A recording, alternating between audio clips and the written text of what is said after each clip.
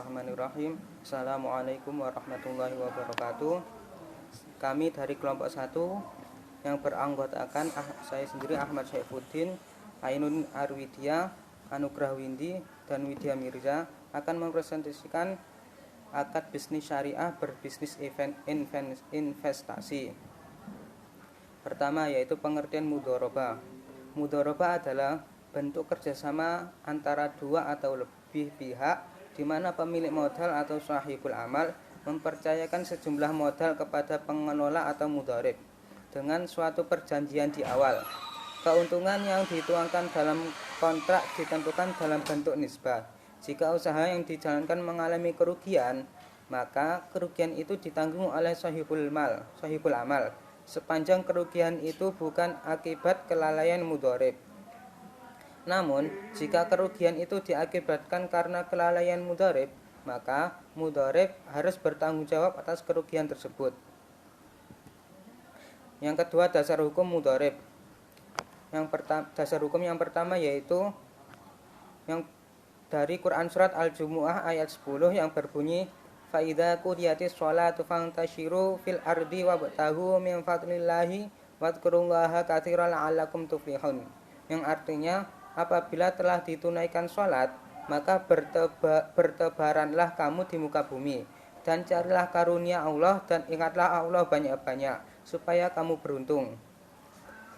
Yang kedua dasar hukum yang kedua yaitu dari hadis yang berbunyi an Shalih bin Suhaib radhiyallahu an abihi qala Rasulullah sallallahu alaihi wasallam salasun fihinna al barakatu al bayu ila ajalli wal muqaradatu wa akhlatul birri bisyari lil baiti lalil bai'i. Yang artinya dari Shalih bin Suhaib radhiyallahu an bahwa Rasulullah sallallahu alaihi wasallam bersabda, 3 hal yang di dalamnya terdapat keberkahan yaitu jual beli secara tangguh, muqaradhah atau mudharabah, dan mencampur gandum dengan tepung untuk keperluan 280 dari kitab At-Tijarah. Itu presentasi yang selanjutnya akan disampaikan oleh teman saya. Yaitu kita akan bahas syarat dan rukun mudharabah. Untuk rukun pada akad mudharabah pada dasarnya ada 4. Yang pertama pelaku atau sahibul mal dan mudharib. Jadi harus ada 2 pelaku, di mana ada yang bertindak sebagai pemilik modal atau sahibul mal dan yang lainnya menjadi pelaksana usaha atau mudharib. Dan yang kedua yaitu mudharabah atau modal dan kerja. Jadi pemilik modal menyertakan modalnya sebagai objek mudharabah, sedangkan pelaksana usaha menyerahkan kerjanya sebagai objek mudharabah. Yang ketiga ada persetujuan kedua belah pihak atau ijab dan qabul. Jadi kedua belah pihak harus rela bersepakat untuk mengikatkan diri dalam akad mudharabah. Pemilik dana setuju untuk mengkontribusikan dana, sementara untuk pelaksana usaha setuju untuk mengkontribusikan kerja. Dan yang terakhir ada nisbah keuntungan. Jadi sahibul mal mendapatkan imbalan dari penyertaan modalnya, sedangkan mudharib mendapatkan imbalan dari kerjanya. Syarat pada akad mudharabah ada syarat umum dan syarat khusus. Untuk syarat umumnya yang pertama yaitu orang yang terikat dalam akad cacat hukum. Yang kedua, syarat modal yang digunakan harus berbentuk uang atau bukan barang. Lalu jelas jumlahnya, tunai bukan berbentuk hutang, lalu langsung diserahkan kepada mudharib. Dan yang ketiga, pembagian keuntungan harus jelas dan sesuai dengan nisbah yang disepakati. Lalu syarat khususnya yang pertama ada permohonan pembiayaan. Yang kedua, data identitas diri atau pribadi. Yang ketiga, data identitas perusahaan. Yang keempat, proposal proyek yang dilaksanakan. Dan yang terakhir yaitu garansi atau jaminan. Yang selanjutnya, mekanisme dan implementasi mudharabah pada lembaga keuangan syariah. Secara umum mudharabah terbagi atas 2 jenis, yaitu mudharabah mutlaqah dan mudharabah muqayyadah. Untuk mudharabah mutlaqah atau mudharabah secara mutlak atau bebas merupakan bentuk kerjasama antara pemilik modal dan pengelola modal yang cakupannya sangat luas dan tidak dibatasi oleh spesifikasi jenis usaha, waktu dan daerah bisnis. Tidak ada syarat apapun, tidak ditentukan usahanya, tempat usahanya, dan juga waktu usahanya. Dalam pembahasan fikih ulama salafus sholih seringkali dicontohkan dengan ungkapan if'al masyita, lakukanlah sesukamu. Dari pemilik modal kepada pengelola modal yang memberi kekuasaan sangat besar. Yang kedua yaitu mudharabah muqayyadah atau mudharabah terikat.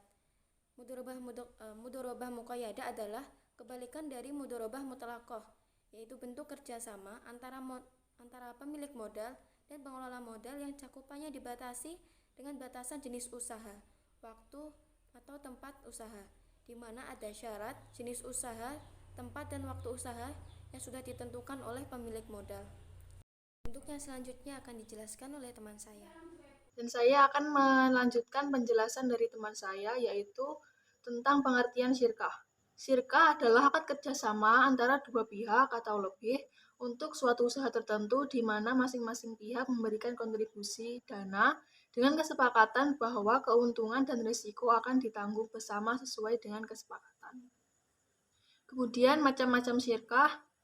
Syirkah secara garis besar terbagi atas dua jenis, yaitu syirkah hak milik atau syirkah amlak dan syirkah transaksi atau syirkah al-uqud. Syirkah transaksi ini bisa diklasifikasi menjadi 5 macam, yaitu yang pertama syirkah inan. Syirkah inan merupakan syirkah di antara dua orang atau lebih yang masing-masing pihak berinvestasi secara bersama-sama dengan kesepakatan bahwa keuntungan dan risiko kerugian ditanggung bersama. Kemudian yang kedua yaitu syirkah abdan, merupakan syirkah antara dua orang atau lebih dengan masing-masing pihak hanya menyerahkan kontribusi berupa tenaga atau keahlian tanpa investasi modal. Kemudian yang ketiga yaitu syirkah mudharabah. Syirkah mudharabah ini terbentuk antara dua belah pihak di mana pihak pertama menyerahkan keseluruhan modal dan pihak kedua adalah orang yang mengelola modal tersebut. Kemudian yang keempat yaitu syirkah wujuh, yang mana syirkah ini masih dalam bentuk mudharabah, hanya saja mengelola lebih dari satu orang. Kemudian yang kelima yaitu syirkah mufawadah, adalah antara dua syirkah atau penggabungan antara beberapa syirkah sekaligus. Kemudian dasar hukum syirkah. Syirkah dapat dijadikan dasar hukum oleh para ulama atas kebolehan syirkah antara lain yaitu dari hadis yang diriwayatkan oleh Abu Dawud. Dari Abu Dawud Hurairah dalam sebuah hadis marfu, ia berkata, sesungguhnya Allah berfirman, aku jadi yang ketiga di antara dua orang yang berserikat, selama yang satu tidak khianat terhadap yang lainnya. Apabila yang satu berkhianat kepada pihak lain, maka keluarlah aku dari mereka. Kemudian dasar hukum yang kedua yaitu dalam Al-Quran surat Sad ayat 24 yang artinya Daud berkata, sesungguhnya dia telah berbuat zalim kepadamu dengan meminta kambingmu itu untuk ditambahkan kepada kambingnya. Dan sesungguhnya kebanyakan dari orang-orang berserikat itu, sebagian mereka berbuat zalim kepada sebagian yang lain, kecuali orang-orang yang beriman dan mengerjakan amal soleh, dan amat sedikitlah mereka ini. Dan Daud mengetahui bahwa kami mengujinya, maka ia meminta ampun kepada Tuhannya, lalu menyungkur sujud dan bertaubat. Saya, Anugrah binti Apriliani, akan menjelaskan tentang syarat dan rukun syirkah. Yang saya jelaskan untuk yang pertama yaitu rukun syirkah. Rukun yang pertama yaitu kedua belah pihak yang akan berakad atau juga disebut dengan aqidani. Persyaratan orang yang akan melakukan akad adalah harus memiliki kecakapan atau ahliyah dan melakukan tasyaruf atau pengelolaan harta. Untuk rukun yang kedua yaitu objek akad, juga disebut dengan maqud alaih, mencakup pekerjaan ataupun modal. Adapun persyaratan pekerjaan atau benda yang boleh dikelola di dalam syirkah harus halal dan diperbolehkan di dalam agama, dan pengelolaannya juga dapat diwakilkan. Untuk rukun yang terakhir yaitu akad atau disebut juga dengan syighot. Adapun syarat syah akad harus berupa tasyaruf, yaitu harus adanya aktivitas yang berupa pengelolaan. Kemudian saya akan menjelaskan tentang syarat syirkah. Untuk syarat yang pertama yaitu syarat lafadz. Kalimat akad hendaklah mengandung arti izin untuk menjalankan barang perserikatan. Contohnya, salah satu pihak di antara keduanya berkata, kita berserikat untuk barang yang ini, dan saya izinkan kau menjalankan dengan jalan jual beli dan lain-lain. Jawab pihak lainnya yaitu, saya seperti yang engkau katakan tersebut. Syarat syirkah yang kedua yaitu syarat untuk menjadi anggota perserikatan, diantaranya berakal, balik, dan merdeka. Dan syarat yang terakhir yaitu syarat dari modal perkongsian. Modal perkongsian yang pertama yaitu modal hendaknya berupa uang ataupun barang yang dapat ditimbang atau ditakar. Dan yang kedua yaitu kedua barang itu hendaknya dicampurkan sebelum akad sehingga kedua barang tidak bisa dibedakan lagi. Kemudian, mekanisme dan implementasi syirkah pada lembaga keuangan syariah. Implementasi musyarakah dalam lembaga keuangan syariah dapat dijumpai pada pembiayaan. Yang pertama, pembiayaan proyek, di mana nasabah dan bank sama-sama menyediakan dana untuk membiayai proyek tersebut. Setelah proyek selesai, nasabah mengembalikan dana tersebut bersama bagi hasil yang telah disepakati. Yang kedua, modal ventura. Syirkah atau musyarakah diaplikasikan dalam skema modal ventura. Penanaman modal dilakukan untuk jangka waktu tertentu dan setelah itu bank melakukan divestasi atau menjual bagian sahamnya, baik secara singkat maupun bertahap. Yang keempat yaitu musyarakah mutanakishoh.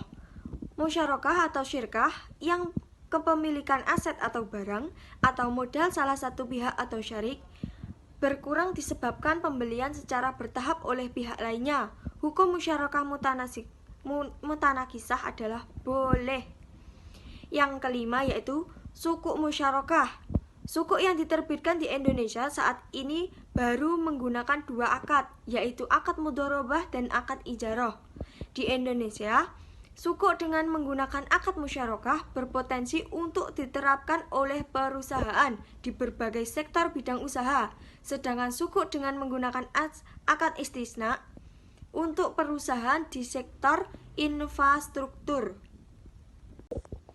Demikian presentasi dari kelompok kami, yaitu kelompok pertama. Jika ada kurang dan lebihnya kami mohon maaf. Wabillahi taufik wal hidayah. Wassalamualaikum warahmatullahi wabarakatuh.